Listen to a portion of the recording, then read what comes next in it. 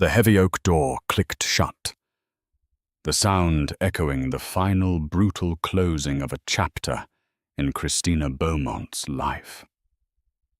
Outside, the cold November rain began to fall, plastering strands of her hair to her tear-streaked face. One hand rested on the slight curve of her belly, a secret promise she now had to protect alone. She had just been cast out from the Devereux dynasty, the family she had married into, with nothing but the designer clothes on her back and a heart shattered into 1,000,000 pieces. They called her a gold digger, a liar, a disgrace. They had no idea they had just thrown away their future, and they certainly never imagined that the next time they saw her, it would be at their own gala, where she would hold all the power. This is the story of how a woman with nothing rose to have everything and claimed the most satisfying revenge imaginable. The Devereux estate wasn't a house. It was a statement, a sprawling Tudor-style mansion set on 50 acres of manicured Connecticut countryside. It was a monument to old money and impenetrable power. For Christina, marrying Edward Devereux had felt like stepping into a fairy tale. He was handsome, charming, the heir to the Devereux global shipping fortune.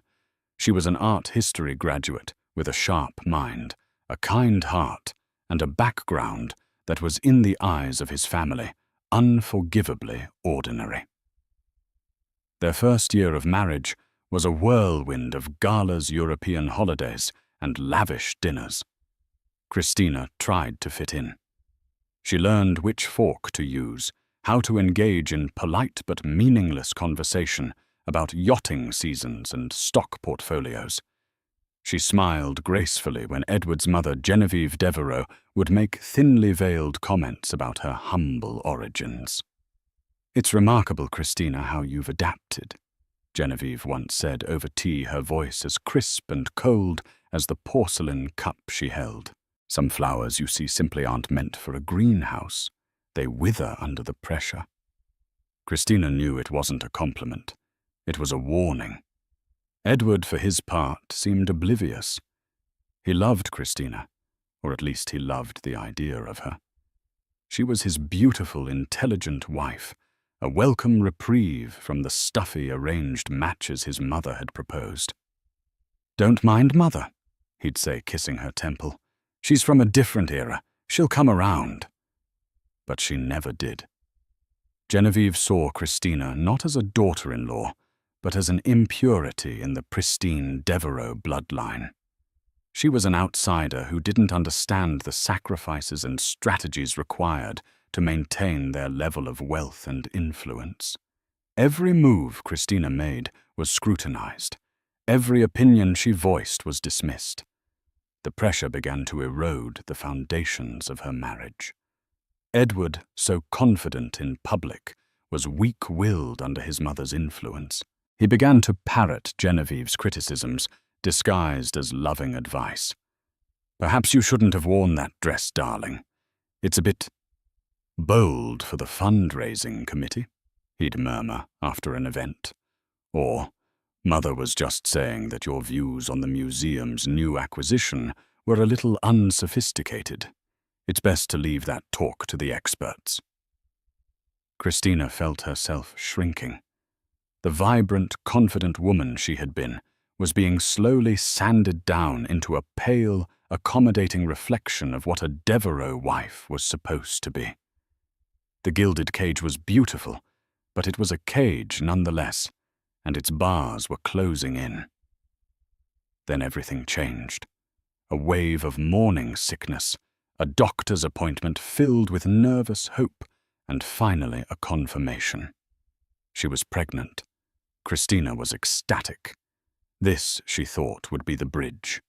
A child, a Devereux heir, would surely melt Genevieve's icy heart and solidify her place in the family. It would give her and Edward a shared purpose, a bond that his mother couldn't break. She planned a special dinner to tell Edward. She wore the dress he loved, cooked his favorite meal herself, a small act of rebellion against the household staff, and waited for him with a fluttering heart. When she showed him the positive pregnancy test, his face broke into a rare, genuine smile that reached his eyes. He lifted her into the air, laughing. "A son," he proclaimed. "A new heir for Devereux Shipping." "Or a daughter." Christina laughed back, her happiness bubbling over. "A strong, brilliant girl."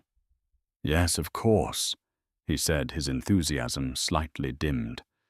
"Whatever it is, it's wonderful."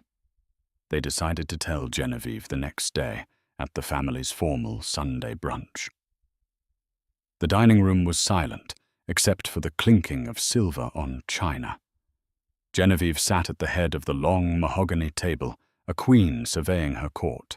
Edward cleared his throat, his hand finding Christina's under the table. "Mother, we have some rather wonderful news. Christina is pregnant." A heavy silence descended. Genevieve placed her fork down with meticulous precision. She didn't look at Christina. Her gaze, cold and calculating, was fixed on her son. "Are you certain?" she asked, her voice flat. "Of course we're certain," Edward said, his bravado wavering. "We've been to the doctor." Genevieve finally turned her eyes to Christina. There was no joy, no warmth, only a chillingly thorough assessment. It was as if she were examining a piece of livestock. "I see," she said slowly. She dabbed her lips with a linen napkin. "Well, we will have to make the necessary arrangements." And with that, she turned the conversation to the upcoming polo match, leaving Christina's heart a cold, heavy stone in her chest. There would be no celebration. There would be no acceptance. This wasn't a grandchild to her. It was a complication, an arrangement to be managed. The fairy tale was over, and the nightmare was just about to begin. Christina squeezed Edward's hand, seeking reassurance, but his grip was limp. He was already retreating, leaving her to face the coming storm alone. The weeks following the announcement were a masterclass in psychological warfare orchestrated by Genevieve Devereux. The matriarch's disapproval manifested not in loud arguments, but in 1,000 subtle cruelties.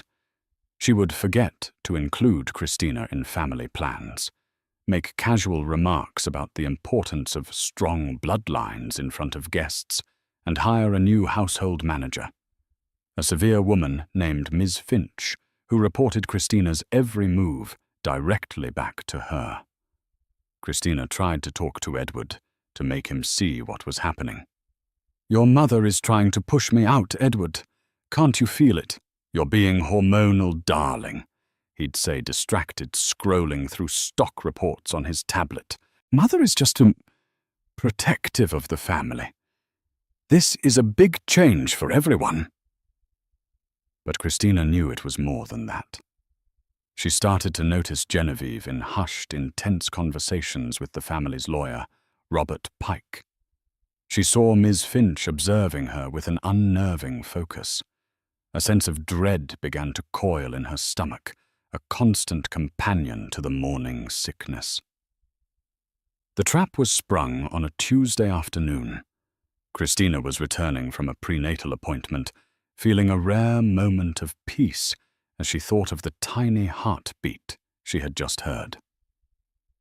As she walked into the grand foyer of the estate, she was met not by a welcoming butler, but by Edward Genevieve and Robert Pike, the lawyer. Their faces were grim, set like stone. "Christina," Genevieve began, her voice devoid of any emotion, "there is a matter we must discuss." On the marble-topped table in the center of the room was a file. Genevieve opened it with a theatrical flourish.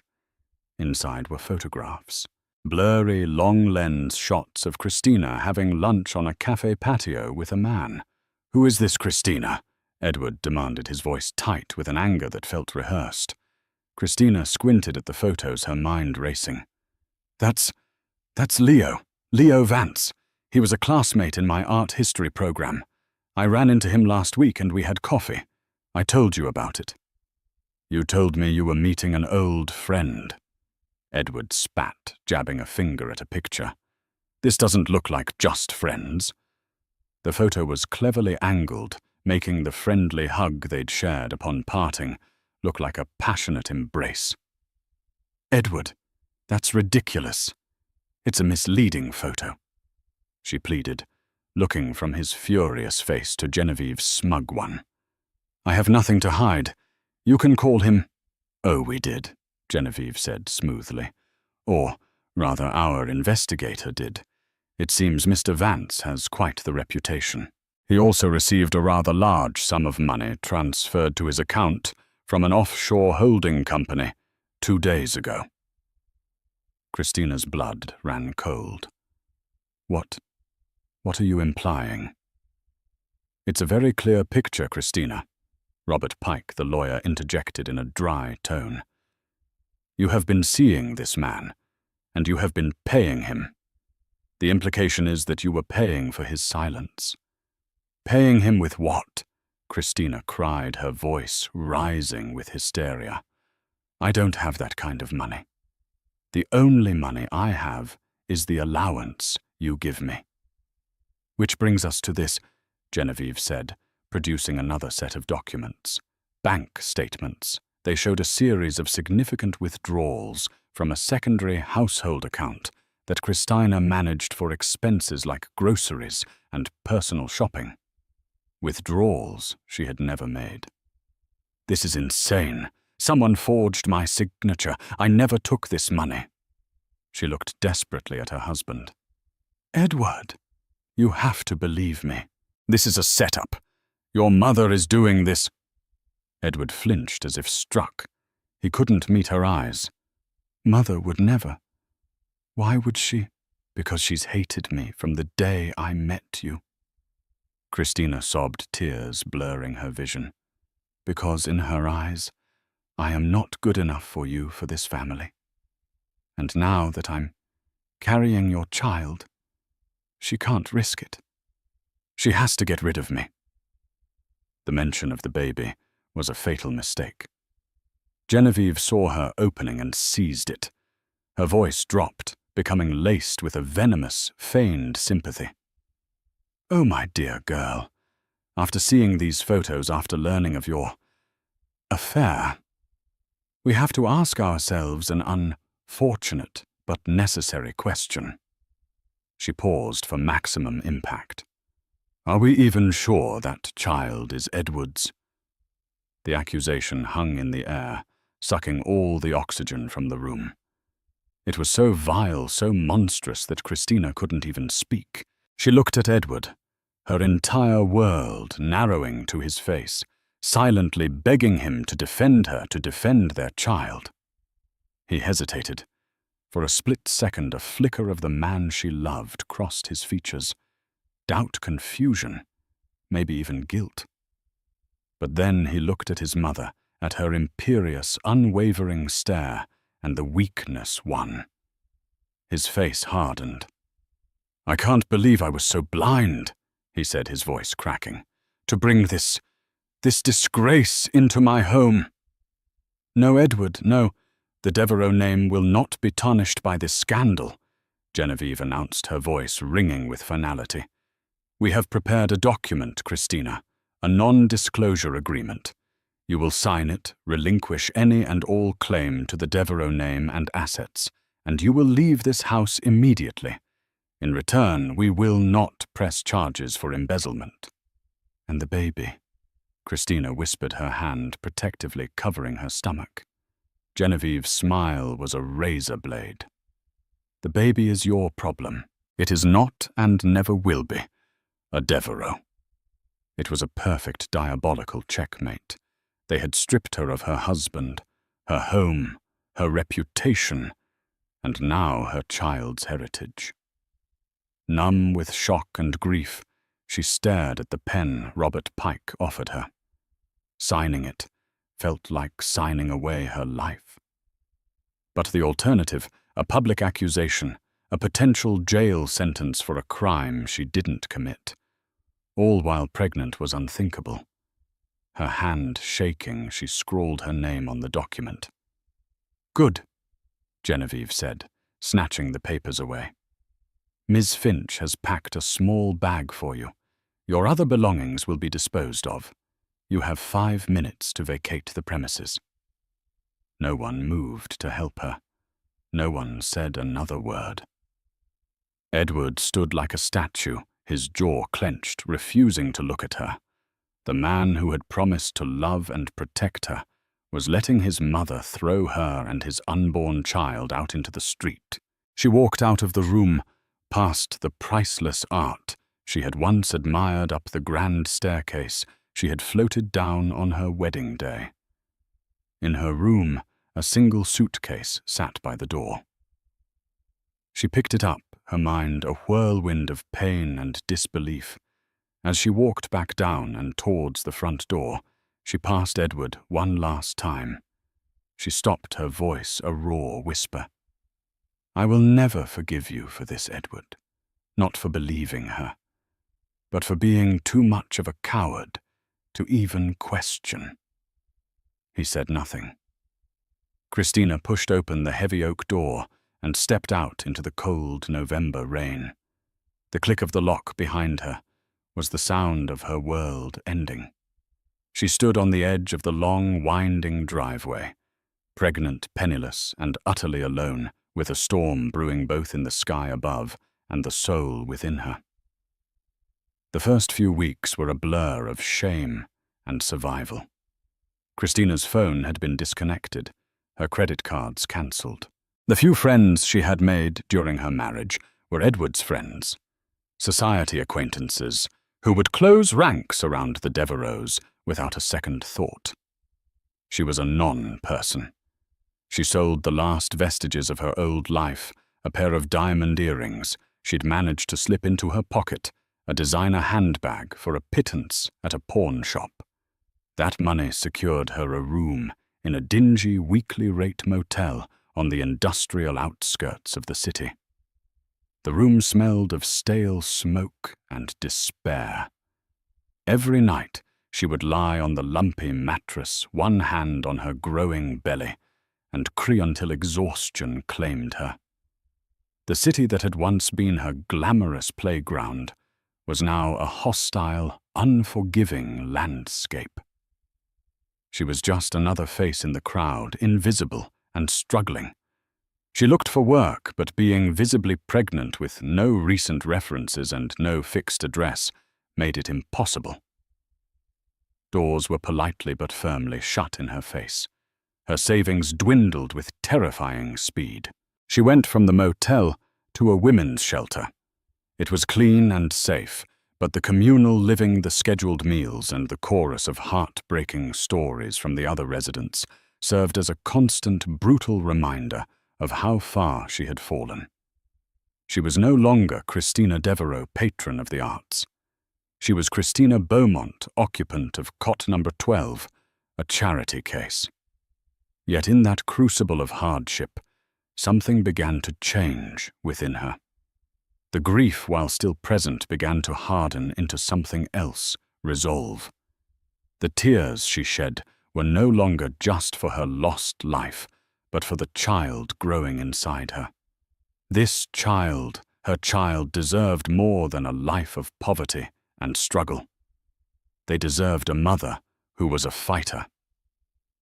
The fire that Genevieve and Edward had tried to extinguish was rekindled, fueled now by a mother's protective instinct.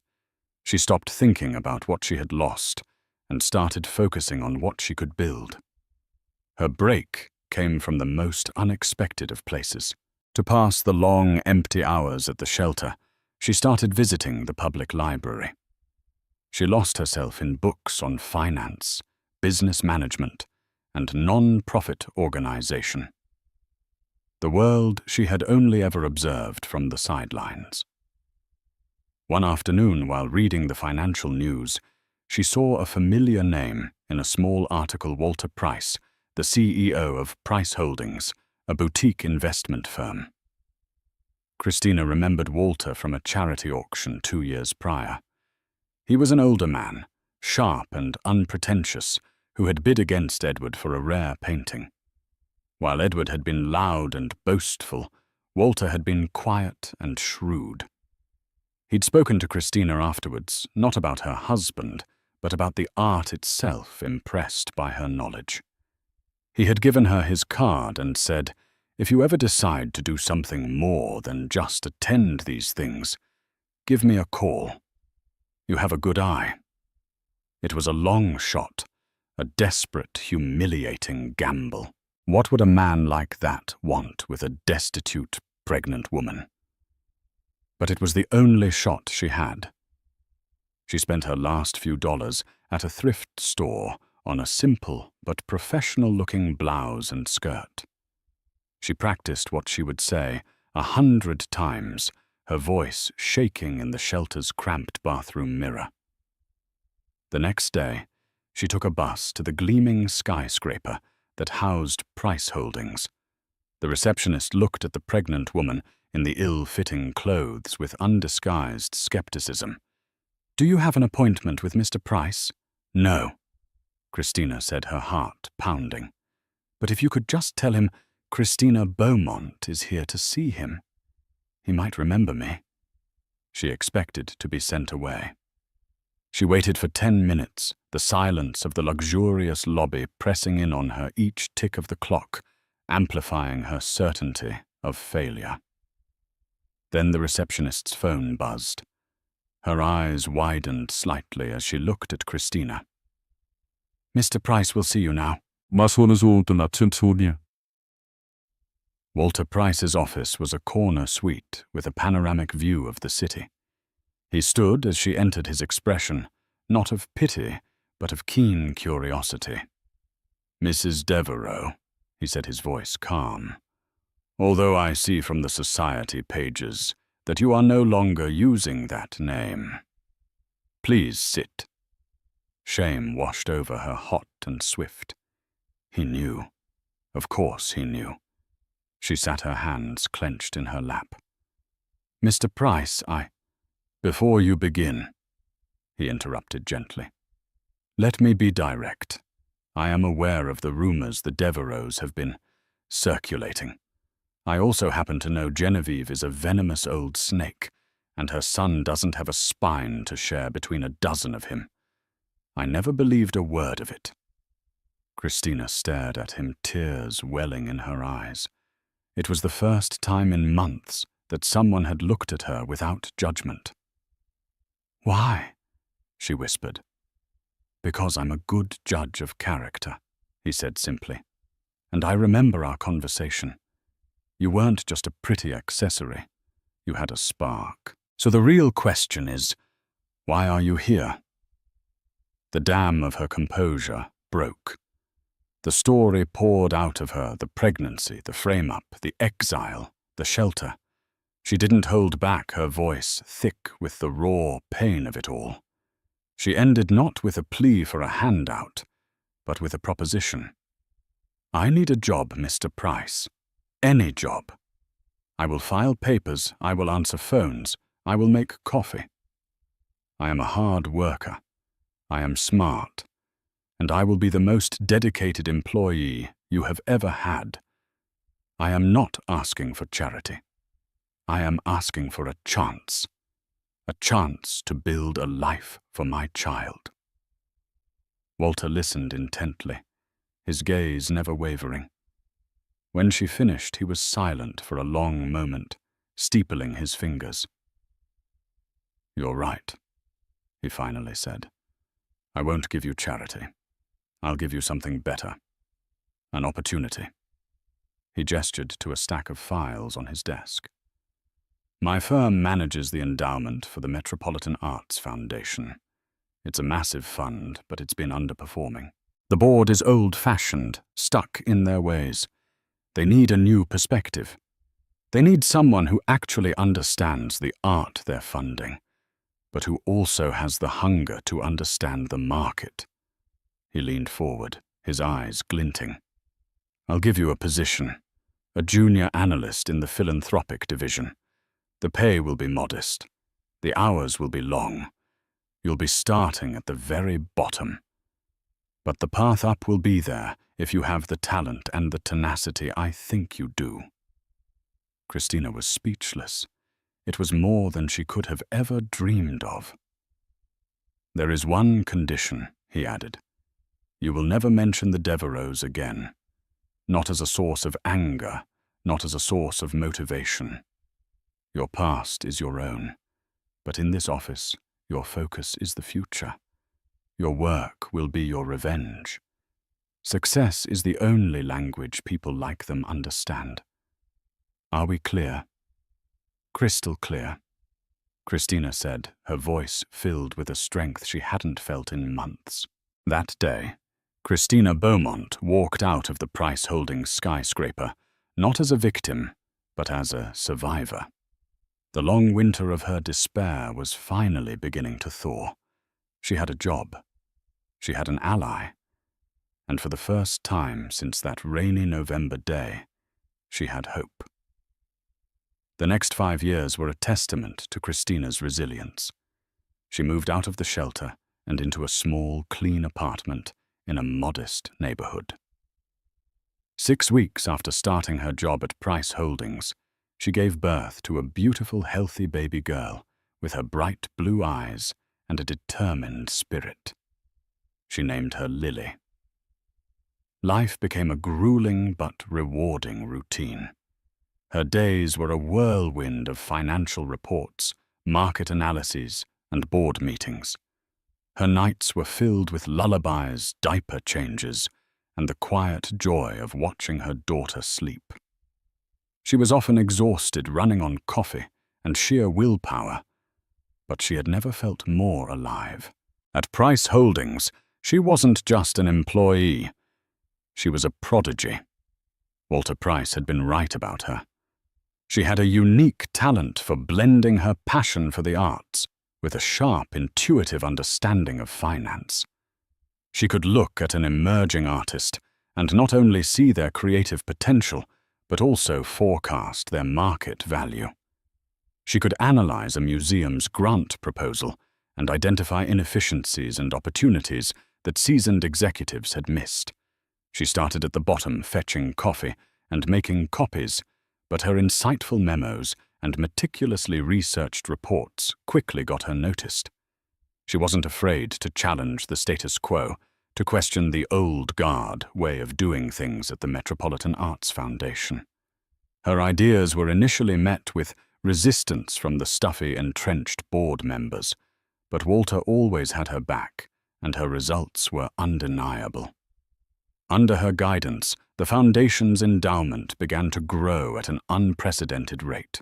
She championed investments in bold contemporary artists, diversified the portfolio, and created community outreach programs that brought art to underserved neighborhoods. She was transforming the Foundation from a staid, passive institution into a dynamic force in the cultural world.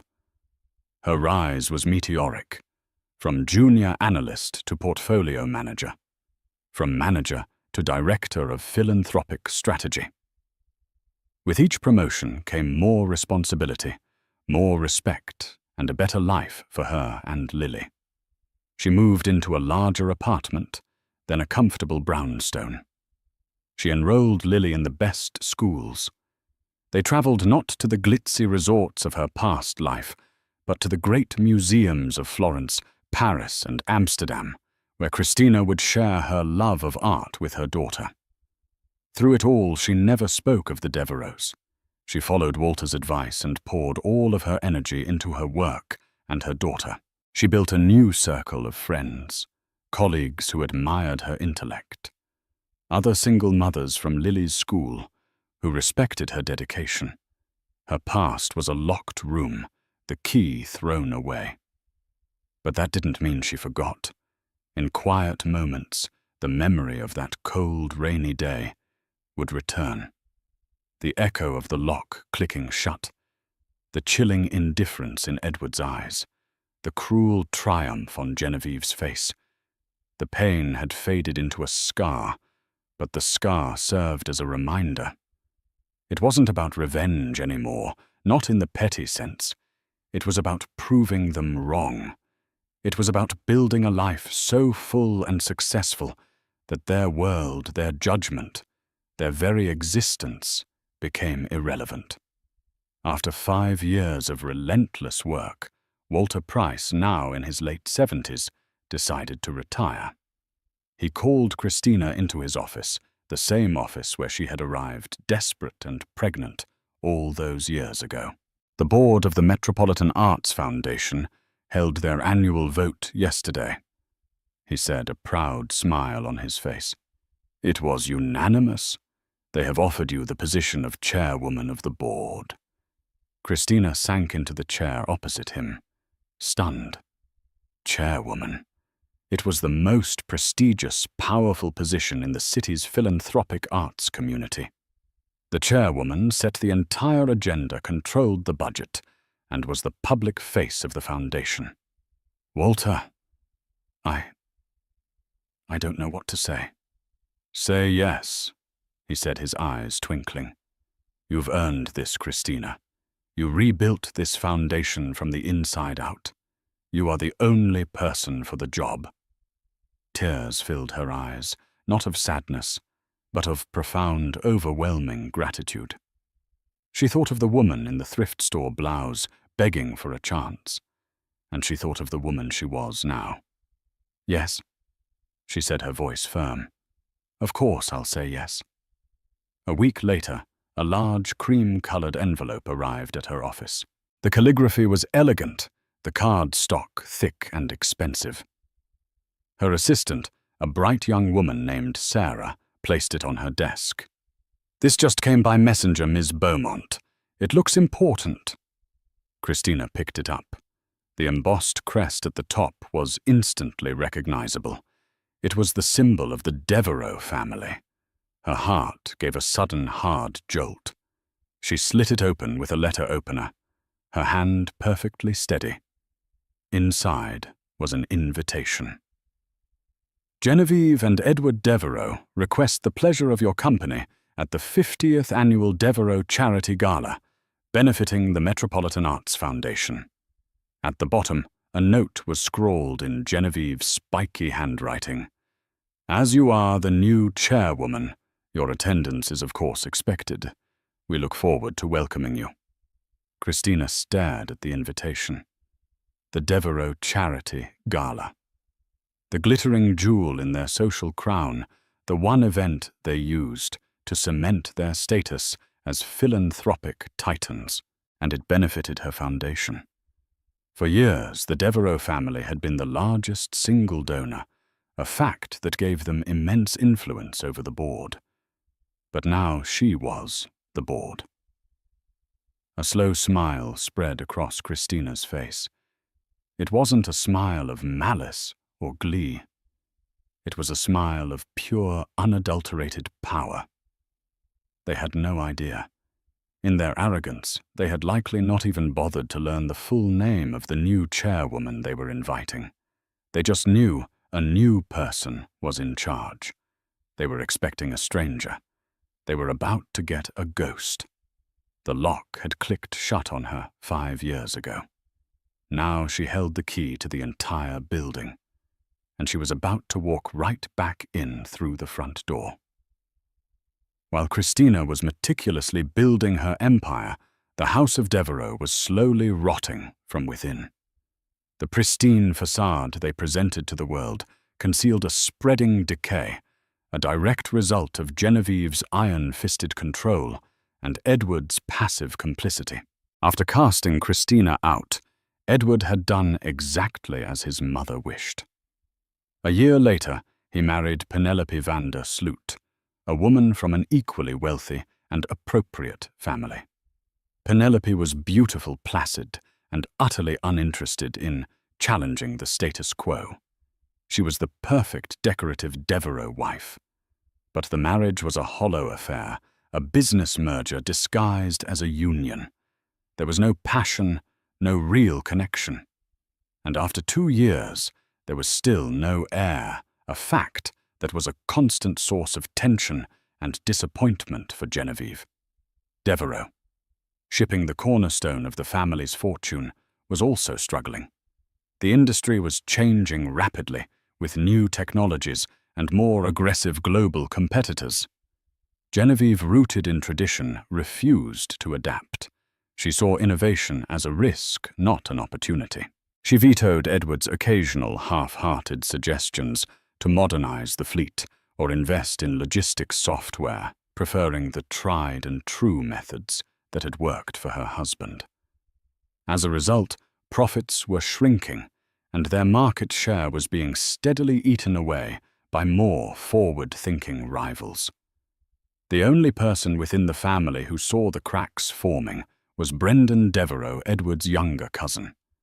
Brendan was the artistic one, a quiet, observant man who worked in the family's small acquisitions department, a role that kept him on the periphery.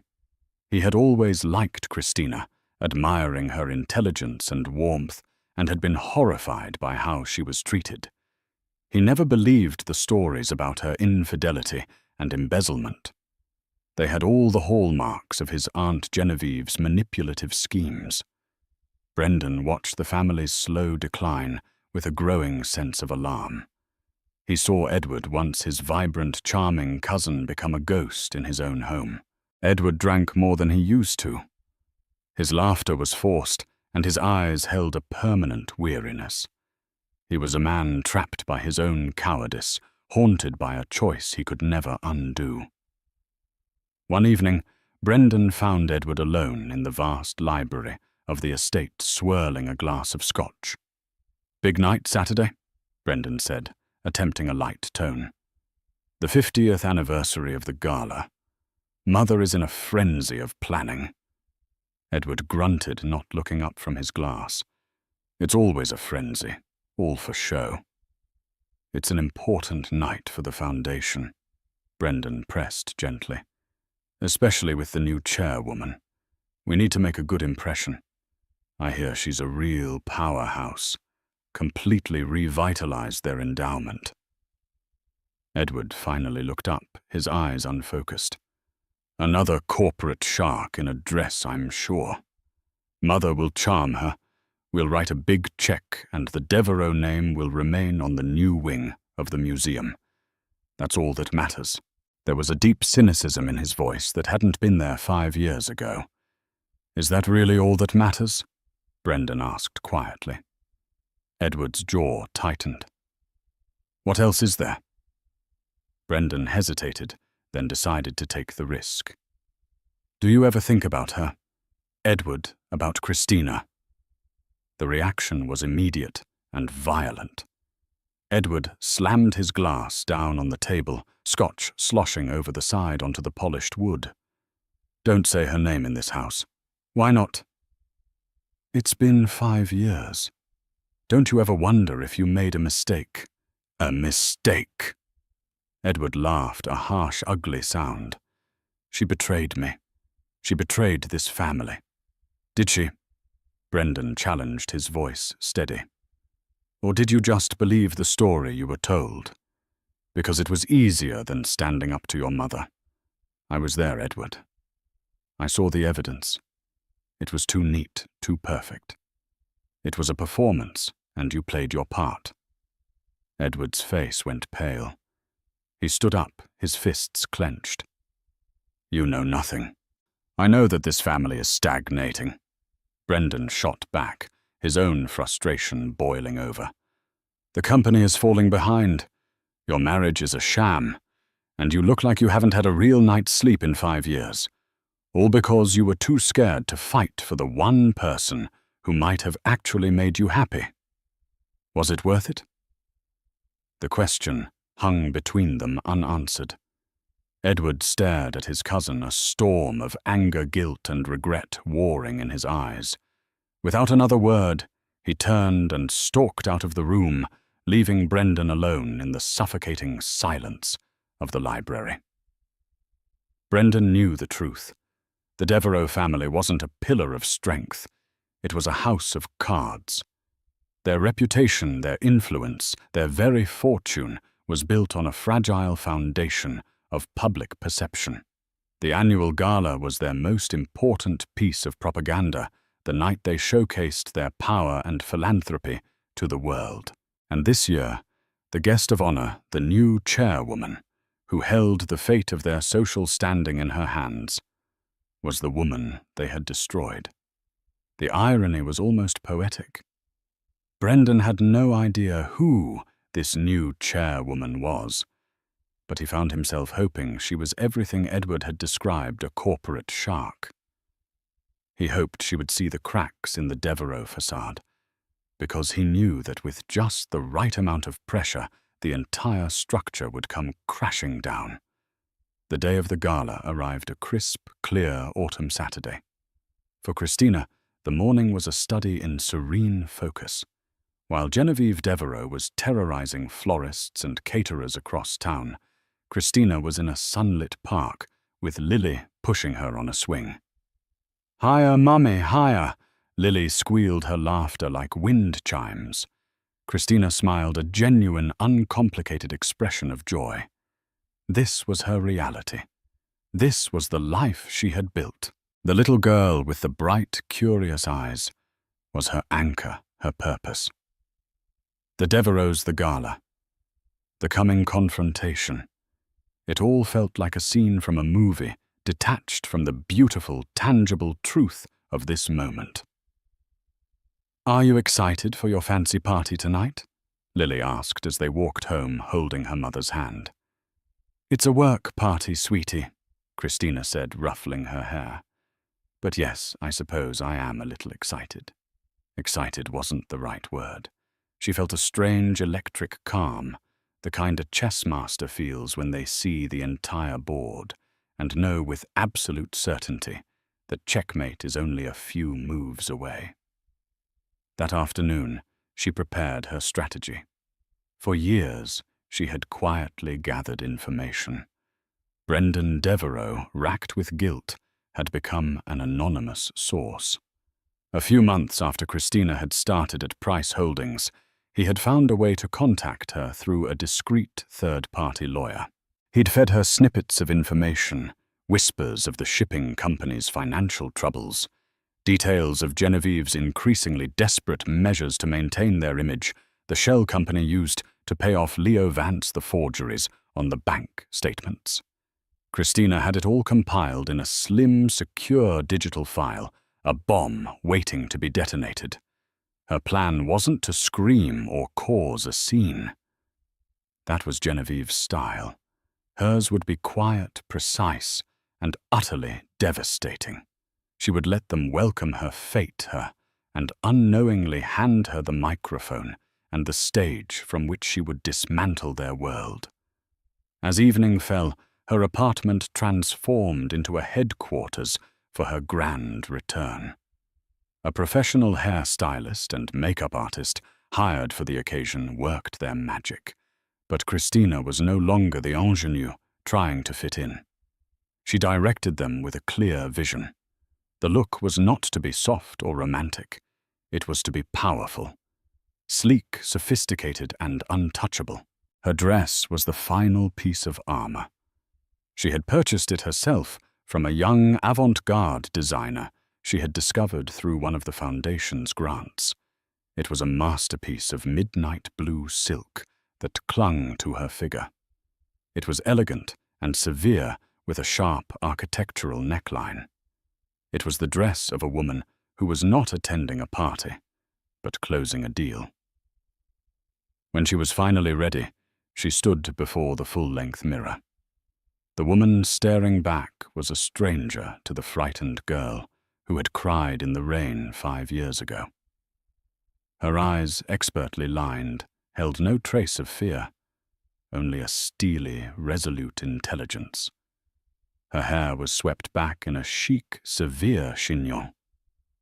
Around her neck was a single piece of jewelry, a necklace of interlocking platinum circles, a gift from Walter Price, symbolizing strength and continuity. Her babysitter arrived, a kind older woman named Mrs. Gable. Lily ran to give her mother a hug, careful not to wrinkle the silk. "Wow, Mummy," she breathed, looking up in awe. "You look like a queen." Christina knelt down, her expression softening. "Thank you, my love." She kissed Lily's forehead. "You are the reason for all of this. Never forget that." As the sleek black car she had summoned pulled up to her brownstone, her phone buzzed. It was a text from an encrypted number. "Brendan. He knows. Someone on the Foundation's junior board mentioned your full name to him an hour ago. He and Genevieve are waiting. Be careful." Christina's heart didn't race. Her calm didn't waver. A small, grim smile touched her lips. So the element of complete surprise was gone. It didn't matter. In fact, it might even be better this way. Let them sweat. Let them wait in dread for the ghost they thought they had banished forever. "To the Devereux estate," she told the driver, her voice even and cool. The car pulled away from the curb, leaving her warm, happy home behind, and plunging into the cool darkness of the night. She was heading back into the gilded cage, but this time she wasn't the captive. She was the hunter. The long, winding driveway of the Devereux estate was just as she remembered it, lined with ancient oak trees and flickering gaslights. But tonight it didn't inspire awe. It looked like a path to a mausoleum. When the car door was opened by a valet, a hush fell over the immediate area. The guests arriving clad in their jewels and tuxedos all turned to look. Christina emerged from the car, not with the tentative uncertainty of her past self, but with the fluid, deliberate size of a woman who owned every room she entered. She ascended the stone steps, the midnight blue of her dress a stark contrast to the warm glow emanating from the open doors. And there, in the grand foyer, where her life had been destroyed, stood Genevieve and Edward Devereux. Brendan's warning was correct. Their faces were masks of controlled shock. Genevieve's polite socialite smile was frozen, brittle as glass. The color had drained from Edward's face, leaving him looking ashen under the brilliant light of the chandelier. He stared at her as if he had seen a spectre, his eyes wide, with a mixture of disbelief, fear, and something else, a flicker of an old, buried longing. Christina paused at the threshold, letting the moment hang in the air. She met their gazes one by one. She looked at Genevieve, her expression unreadable, and then her eyes settled on Edward.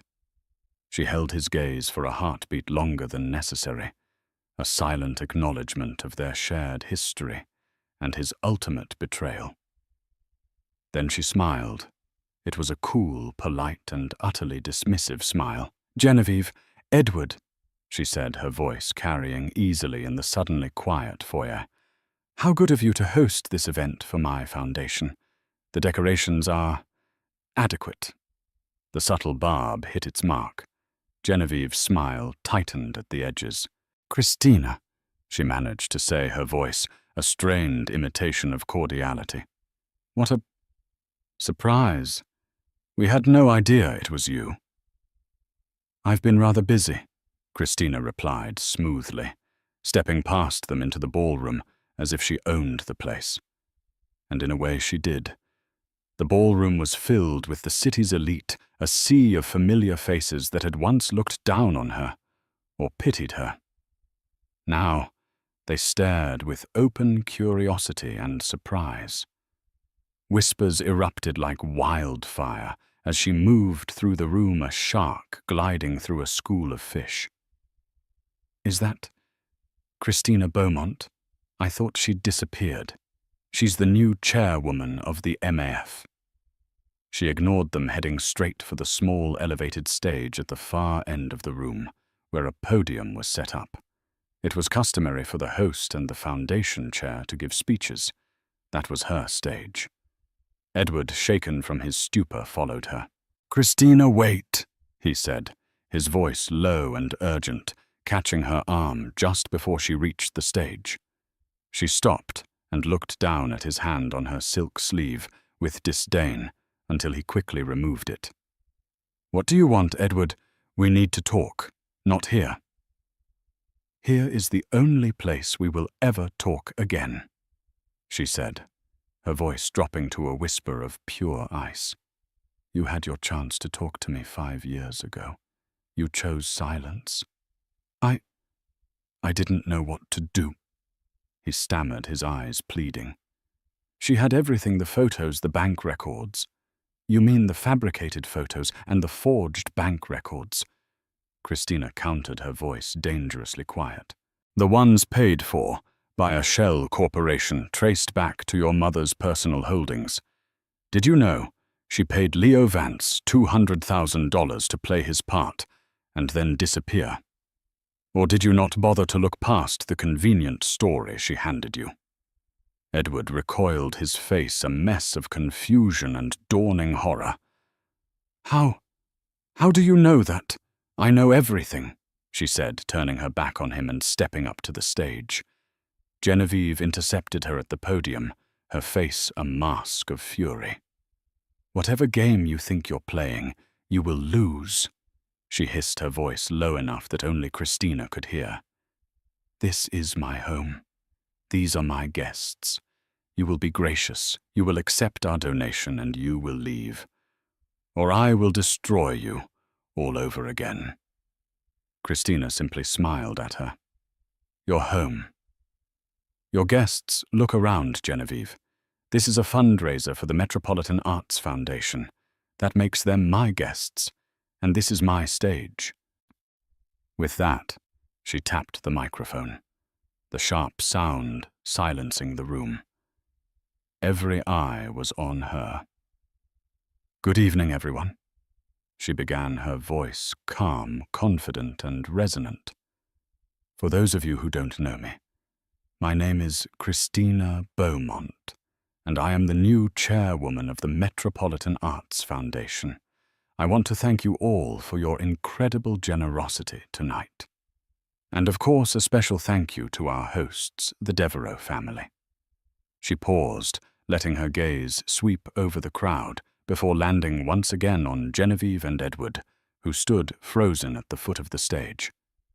"For 50 years, the Devereaux name has been synonymous with philanthropy in this city," she continued, her tone even. "They have built a legacy on the foundations of integrity and community support. But legacies like the grandest of houses must have strong, honest foundations. Otherwise, they are nothing but hollow facades destined to crumble." A nervous murmur went through the crowd. This was not the standard fawning speech they were used to. "Tonight, I am announcing a new initiative for the foundation, the Truth in Philanthropy Fund. From this day forward, our foundation will only partner with individuals and corporations who meet the highest standards of ethical conduct, both publicly and privately. We will be conducting a full, transparent review of all our major donors, because true charity is not about writing a check to polish a tarnished name. It's about genuine integrity." She looked directly at Genevieve. "It's about not framing an innocent person to protect a bloodline. It's about not disowning your own flesh and blood out of spite and fear." Gasps rippled through the ballroom. Genevieve's face was a deathly white. Edward looked like he was about to be sick. 5 years ago, Christina's voice rang out clear and strong. "I was cast out of this very house, pregnant and penniless, accused of crimes I did not commit. The people who did that to me are standing before you tonight, asking for your applause." She let that sink in. The silence was absolute, suffocating. "But this isn't a story of victimhood," Christina declared, her voice rising with power. "This is a story of resilience. I built a new life. I built a career. And I have raised a wonderful, brilliant 5-year-old daughter on my own. The Devereaux thought they were throwing me to the wolves. They didn't realize I would return leading the pack. She raised her glass. So I ask you to join me in a toast, not to the Devereaux, but to the truth, to second chances, and to the enduring power of a woman who was told she was worthless, but who proved she was priceless. To the future of the Metropolitan Arts Foundation, a future of transparency and honor. She drank from her glass. For a moment, nobody moved.